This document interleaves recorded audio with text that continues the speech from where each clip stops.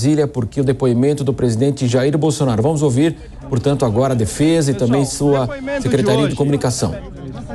Paulo Cunha Bueno.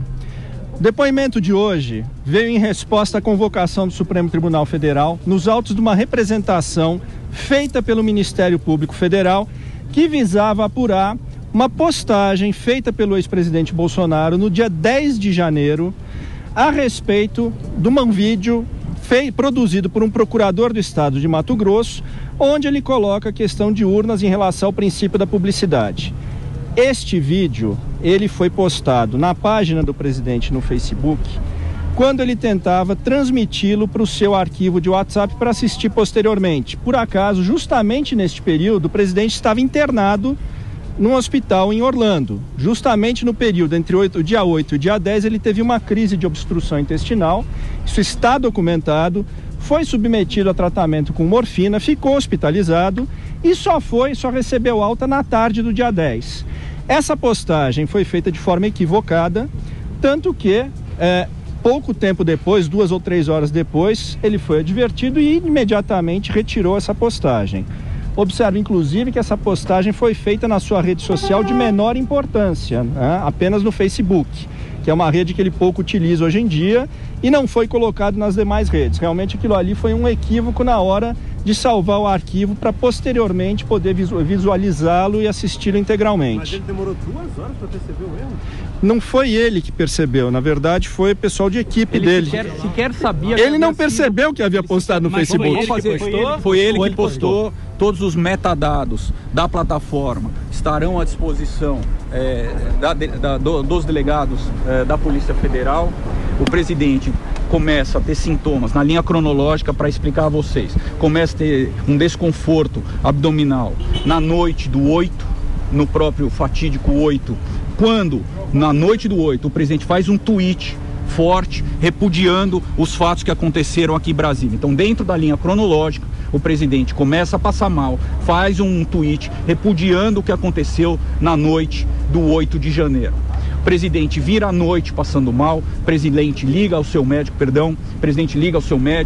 e o médico o orienta a dar entrada no hospital de Celebration. O presidente é medicado, o presidente fica em observação no dia 9 inteiro e tem alta no dia 10 após o almoço. Referida postagem,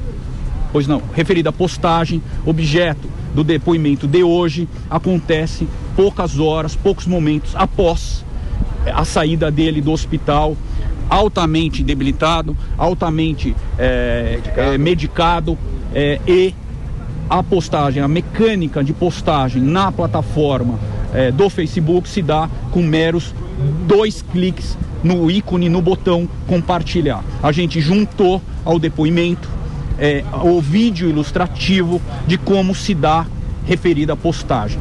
Secretário, então o presidente estava sob efeito de remédio e fez a postagem. Que foi secretário de Comunicação e secretário de Jair Bolsonaro. Isso, quando alertado, quando tomou o conhecimento da postagem, respondendo aqui ao nosso colega, sequer o presidente havia percebido que havia se postado referido conteúdo. Assim que alertado, apagou o vídeo. O presidente foi questionado sobre a relação com o ex-ministro. Agora a repercussão no depoimento do ex-presidente Bolsonaro em Brasília. Não era objeto da representação do Ministério Público. A resposta do presidente se limitou à questão desta postagem, mas se coloca à disposição para qualquer momento, se colocou para retornar e esclarecer quaisquer outros pontos. Mas houve pergunta? Esse é Paulo Cunha Bueno, advogado. O ex-presidente concordou com o teor da postagem? A coletiva continua em Brasília, ao vivo, a Jovem Pan acompanhando, portanto, Fábio Weingarten e Paulo Cunha Bueno após a saída de Bolsonaro. Do vídeo. E o presidente reiterou no depoimento de hoje, recriminou todo e qualquer ato antidemocrático, todo e qualquer ato que visa gerar instabilidade na ordem democrática, e isso está consignado no depoimento de hoje. O presidente ficou em silêncio em algum momento? Ele ficou em silêncio em algum momento? Não. O ex-presidente, em diversos momentos, ele falava para as pessoas, os apoiadores na época, porque ele esperava o norte da população. De alguma forma, indiretamente, ele Estamos acompanhando, portanto, o presidente Jair Bolsonaro, o ex-presidente, já deixou a sede da Polícia Federal. Quem fala nesse momento, Paulo Cunha Bueno, advogado, e Fábio Weingarten. As perguntas estão sendo executadas pelos jornalistas. Vamos acompanhar agora, então, portanto, a continuidade da coletiva. O ex-presidente, ele... Daniel Tesser, advogado. O ex-presidente, ele consignou que é uma página virada às eleições de 2022. A partir do momento da derrota, ele fez uma transição e no dia 30 de dezembro ele deixou o país para as férias, que ele não tirava 4 anos. Então ele respondeu todas as perguntas? Respondeu as perguntas que foram formuladas referente ao objeto do inquérito. A PF fez algum questionamento sobre o presidente ser... Daniel Tesser, advogado também. De janeiro, porque isso é falado no inquérito do Supremo. Dos ataques de onde? Dos ataques do 8 de janeiro, de ele ser possivelmente um mentor intelectual do que aconteceu. Ele repudiou os ataques, ele postou no próprio dia 8, às 9 horas da noite, na sua página no Twitter, uma declaração de repúdio aos ataques, que ele ratificou no depoimento de hoje, inclusive. Houve questionamento sobre isso, a PF? Não.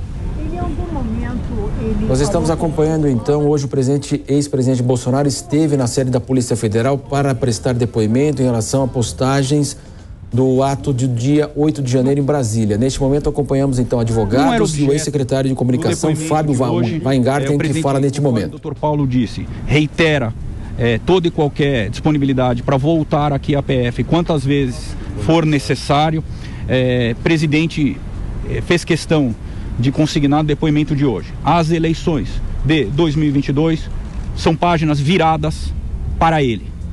Isso está 2 vezes no depoimento de hoje. O presidente reiterou, condenou a condenação dos atos ocorridos aqui em Brasília no 8 de janeiro. Reiterou a condenação. Em relação à minuta encontrada na casa do Anderson... Estamos acompanhando, então, aí advogados e também o secretário de Comunicação do ex-presidente Bolsonaro, que prestou depoimento hoje na sede da Polícia Federal. Ele já foi embora e agora, portanto, o corpo jurídico e também seu secretário estão atendendo aos jornalistas que estão posicionados na sede da Polícia Federal. E foi mais breve o depoimento do que imaginávamos, inclusive. Um breve depoimento, começou na manhã e já foi encerrado. Ele já deixou, portanto, a sede.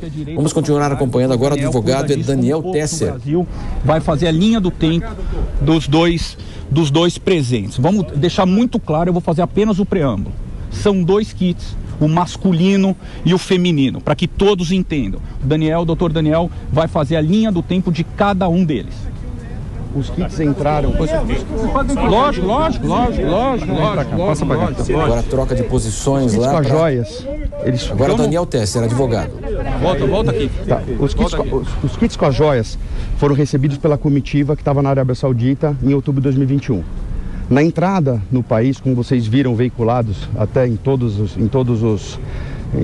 as redes, em rede nacional, em todos os veículos, a entrada, quando da entrada, deixaram o tenente Soeiro com o que seria o kit feminino, que até então eles não sabiam o que eram.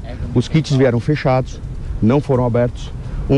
O almirante Bento, que era então ministro de Relações Exteriores, de Minas de Energia, ele colocou um kit na mala dele, na mala de mão dele, e os outros kits que tem outros presentes, como café, perfume, tâmaras, outras coisas que foram presenteadas. No momento em que a comitiva estava deixando, que eles foram abordados pelo emissário do príncipe, no momento que eles estavam deixando o hotel, tá? Quando o Soeiro chegou, o que estava com o Soeiro foi retido. Porque são de alimento, Anvisa, mapa, você não pode entrar com alimentos no país, e o kit feminino ali estava. Quando abriu o kit feminino e o Bento volta, ele vê ali a questão e naquele momento ele acha que é alguma coisa, inclusive na época que ele cita ali para a primeira-dama, que não era, porque era um presente para a presidência, né? Aquele kit é apreendido em outubro de 21 e o masculino é liberado. Na verdade segue caminho junto com o Bento. O que acontece? Aí tem uma linha temporal importante, porque todo presente que chega via protocolo, quem recebeu da comitiva tem que mandar para o GADH, o GADH faz a classificação do produto. Gabinete Adjunto de Documentação Histórica. que separa-se personalíssimo, como os depoimentos que vocês já devem ter lidos pelos funcionários que são funcionários de carreira, não são nomeados pelo presidente, e o presidente não tem nenhuma ingerência sobre eles. Eles declararam nos depoimentos que, por ser personalíssimo, independente do valor, porque como não há valor na lei, eles colocaram como acervo privado de interesse público. Importante destacar isso, porque é de interesse público, tá? As joias femininas, elas ficaram retidas, tiveram, no dia seguinte à retenção das joias, um dos assistentes do ministro Bento mandou um ofício para a Receita Federal perguntando como que deveria ser feito o procedimento para regularizar, explicando que era uma comitiva e ali sim poderia ser regularizado. Na volta do ofício, em que a Receita Federal se colocou com presteza, explicou como deveria fazer, inclusive colocou dois auditores fiscais de exposição para explicar e receber e passar as informações como deveria ser feita a regularização, simplesmente o gabinete do MME se quedou inerte, né? Então, não só quanto ao kit feminino que ali estava retido, mas quanto ao kit masculino que tinha recebido. Tanto é que só chegou no GADH esse kit masculino, que cria inclusive uma discussão ali, um equívoco da ajudância em dezembro de 22. Então nem o presidente, nem a ajudância, ninguém ligado ao gabinete da presidência sabia do presente do kit masculino. Muito importante isso. Nem a primeira-dama, nem o presidente souberam dos presentes por 14 meses. Mas o que saiu ontem no Estadão, ontem a nova notícia. A dona Michele reitera que jamais teve conhecimento de quaisquer dos presentes. Os presentes. Um retido na alfândega em Guarulhos. Outro ficou parado no gabinete do MME. 14 meses. Secretário, por que houve pressão para que os presentes fossem retirados? Não é uma pressão. Vamos explicar. Não é uma pressão. Não é uma pressão. No final do governo queriam resolver as questões, né? E foi falado que tinha um kit de presente. Aí que surge, não é uma pressão. Teve essa confusão de datas. Quando foi falado, acharam que era um kit de presente. E aí, quando foi solicitado a verificação na Receita, a Receita retornou falando que tinha uma retenção. Quando a ajudância vai perguntar para o GADH fala, não, o kit está aqui, porque se acreditava que era só um kit, que já estava, que chegou com atraso, mas que foi classificado, catalogado e foi para o acervo privado de interesse público, né? E que até então seguiria por Palácio da Alvorada, porque só depois da saída que você leva o acervo junto, tanto é que o presidente, por 2 acervos, já tinham feito a doação necessária até por uma questão de custo, porque ele não queria fazer uma fundação. Respondendo objetivamente a sua pergunta, quando o presidente soube disso, 14 meses depois, o presidente demanda ao seu ajudante de ordens, Mauro Cid, veja se existe alguma possibilidade, algum caminho de regularizar referidos presentes. Referidos presentes já haviam sido dados como perdimento pela inação findo os 90 dias. Dr. Daniel pode explicar o conceito de perdimento. O que acontece é o seguinte, depois que ficou inerte, segundo ofício, em que a Receita se colocou à disposição, explicou o procedimento, ela é obrigada a fazer um auto de infração por inércia, que chama abandono de carga.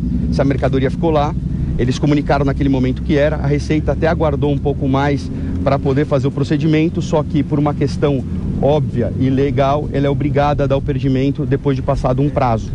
Passado o prazo, foi feito um auto de infração de perdimento de bens, em que se coloca abandono de mercadorias, ou seja, a mercadoria chegou e ninguém tomou nenhuma atitude e está nesse interregno desses 14 meses, tá? E aí o SOERO é intimado, porque você não tem como fazer o auto de infração sem ser pelo CPF do passageiro. O passageiro que ali adentrou era o SOERO que participava da comitiva. Nesse momento o SOERO recebe o auto de infração, ele tem 20 dias para fazer uma coisa simples, informar que ele tem interesse na carga e fazer o procedimento que a Receita gostaria que fosse feita, que é protocolar, já que não teria tributação de toda forma, já que é um presente para a presidência da República. Mas então a culpa é do não, a gente não está colocando culpar ninguém. Nós estamos só apontando os fatos. Vocês perguntando, estou respondendo sobre os fatos. Cabe determinar, reafirmar. E aí, nesse ponto, como ninguém fez nenhuma defesa e não chegou também nem ajudância, nem ninguém do gabinete da presidência, a questão Pode abaixar um pouco. Estão pedindo. Não chegou a informação? Eu não faço. Aí correu a revelia. Entendeu? Então é o seguinte, é como se a gente chama de correr em albis, correu em branco. Ninguém apresentou impugnação, ninguém apresentou nada. Então a mercadoria foi a perdimento e passando a perdimento, a mercadoria passa a ser um bem público.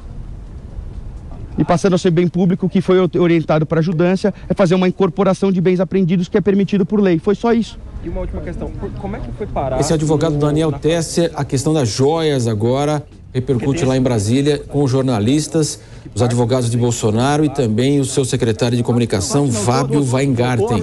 O acervo do presidente se encontra armazenado temporariamente na fazenda do Nelson Piquet. Por quê? Porque o presidente decidiu, quando o fim do mandato, muitas coisas a serem resolvidas, o presidente não tinha nem casa, não havia decidido nem a casa onde ele ia morar, e haviam itens, quantos centímetros cúbicos de 195 metros cúbicos. Assim, é muita coisa, são 4.000 camisas de futebol, inúmeras, assim, presentes variados, que exigem um espaço bastante grande. Então, logo, a ajudância se estruture de forma mais ordenada, será remetido para um outro lugar, tão seguro quanto, com o armazenamento adequado, a temperatura adequada, toda a logística propícia. Respondendo ao seu ponto de inúmeras tentativas de retirada ou não retirada, o presidente demanda uma única vez ao seu ajudante de ordens, a fim de regularizar potencial mercadoria, a fim de evitar um vexame internacional. Um presente de chefe de Estado dado ao governo brasileiro jamais poderia ir a leilão por inação de quem quer que seja.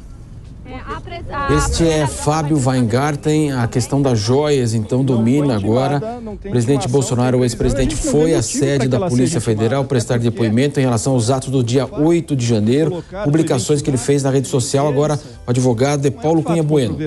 Aquele kit masculino esteve na posse do presidente e, por iniciativa da defesa junto ao TCU, foi lá depositado. Então, assim, é incontroverso que estiveram na posse disso. Isso nunca foi um ponto controvertido. De forma uníssona, todos os depoimentos de todos os ouvidos que a defesa teve acesso convergem, sem exceção, a que nem o presidente, nem a primeira-dama souberam por 14 meses da existência desses presentes, quer seja o masculino, quer seja o feminino. Calma.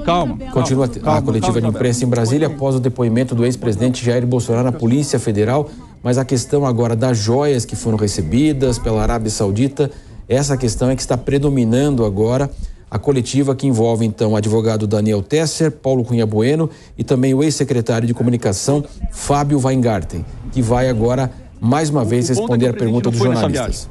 Nem o presidente nem a primeira-dama estavam sequer presentes nessa agenda. Então, tudo relativo ao presidente, a sua ajudância de ordens, se comportava e agia desta forma. Senhores, tem a expectativa de abertura hoje? Continuam as perguntas dos jornalistas, portanto, em Brasília, ao vivo, e a Jovem Pan acompanha neste momento aqui no Jornal da Manhã, segunda edição. Fala, o senhor argumentando que o repórter Bruno Pinheiro, posicionado evidentemente nesta coletiva, ele trouxe toda a cobertura e daqui a pouco vai retornar com todos os detalhes também em relação a esse depoimento do ex-presidente Jair Bolsonaro na sede da Polícia Federal nesta quarta-feira em Brasília, e nós continuamos acompanhando ao vivo agora a coletiva então do Corpo Jurídico, o advogado Paulo Cunha Bueno, que esteve... Olha, sobre esse agora post, ele fala neste momento. Tanto a postagem foi acidental que ele não fez nenhum comentário em cima desse post e apagou logo na sequência. O presidente, quando saiu de férias, ele tratou a eleição como página virada. Então, em momento algum, você vai encontrar alguma declaração dele declinando que a eleição tenha sido fraudada. Em momento algum isso é falado. O presidente, Isabela, o presidente repudiou na noite do 8 todos os acontecimentos lamentáveis que aconteceram aqui em Brasília. Fim da eleição, o presidente virou a página política dele, o presidente, vocês se recordam, enfrentou um processo de erisipela severo, o presidente não recebeu pessoas no palácio, o presidente não articulou politicamente, o presidente se fechou e no 30 ele viajou para os Estados Unidos, onde permaneceu até o fim de março, se não me falha as datas. Então... Houve uma suspeita que as perguntas, portanto, a Fábio Weingarten e também Paulo Cunha Bueno, advogado, e Daniel Tesser, lá que participaram então da oitiva de Bolsonaro à sede da Polícia Federal?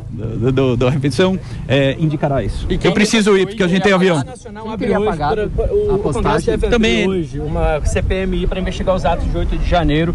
Há uma grande expectativa CPMI dos atos. Expectativa agora, então, a resposta de Fábio Weingarten. Vamos esperar para ver o que vai acontecer. Sempre à disposição. Daniel Tesser e Paulo Amador da Cunha Bueno. Muito bem, agora termina, portanto, então, a coletiva que nós acompanhamos ao vivo. O ex-presidente Jair Bolsonaro, então, compareceu à sede da Polícia Federal em Brasília para explicações sobre essa postagem que ele teria realizado, portanto, em relação aos atos do dia 8 de janeiro. Eu quero ouvir agora o Diogo Schelp, que acompanhou tudo, ao lado do Fábio Weingarten, que é secretário de comunicação, e ele colocou aquela tese em relação às joias, que o casal Bolsonaro ficou sabendo apenas da existência das joias 14 meses depois, e que seria uma página virada e foi uma postagem acidental, Schelp. Marcelo, exatamente. Sobre a questão das joias, que dominou aí a metade final da entrevista com o Weingarten, com o advogado de Bolsonaro, o Weingarten, inclusive, negou, né, uma informação que saiu numa reportagem ontem do Estadão. Ele, inclusive, mencionou essa reportagem, negou que a primeira-dama, Michele Bolsonaro, tenha tido acesso à caixa de joias que teria sido destinada a ela nesse presente pelos países árabes, né? O que diz essa reportagem? Que uma servidora do Gabinete Adjunto de Documentação Histórica desmentiu a primeira-dama, dizendo que ela tinha recebido essas joias, inclusive que ela conferiu o conteúdo. Isso já no Palácio do Planalto, ou seja, portanto, depois da chegada ao Brasil. O Weingarten diz que isso não é verdade. Ele diz que a Michele insiste na versão de que ela não sabia, enfim, da existência dessas joias. Em relação ao depoimento do Bolsonaro sobre a questão da postagem, que dominou também as explicações, né, que é uma postagem que ele teria feito por engano, segundo a explicação do Weingarten, ou seja, Bolsonaro teria recebido aquele vídeo que distribuía fake news sobre as eleições e que ele pretendia assistir esse vídeo, e que ao tentar salvar esse vídeo no WhatsApp, ele teria acidentalmente postado no Facebook, a ver se os dados, metadados dessa postagem permitem verificar se essa versão é verdadeira ou não. Eu não consegui escutar, Marcelo, talvez você possa me ajudar, ou o próprio Bruno Pinheiro, se o ex-presidente Jair Bolsonaro respondeu sobre as perguntas em relação à minuta encontrada na casa de Anderson Torres, ou sobre outras questões envolvendo o 8 de janeiro. Eu vi que um repórter fez uma pergunta em relação a isso ao Weingarten, mas não foi possível escutar a resposta dele. Se você souber, ou se a gente puder perguntar para o Bruno, seria muito interessante. Olha, Schelp, eu também não ouvi nada aqui em relação a outros assuntos que não seja, evidentemente, a questão aí dessa postagem. Foi a tônica do momento que a gente passou a acompanhar, foi isso que a gente pôde acompanhar por aqui.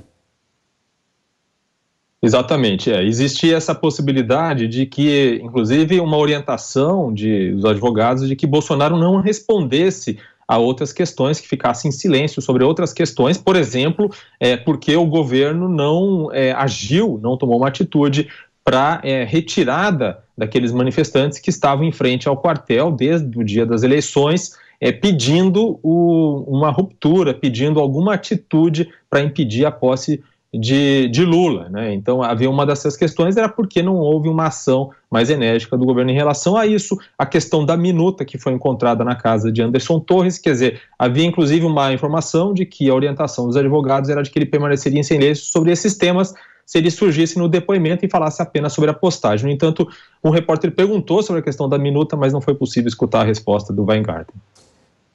Vamos dar sequência ainda.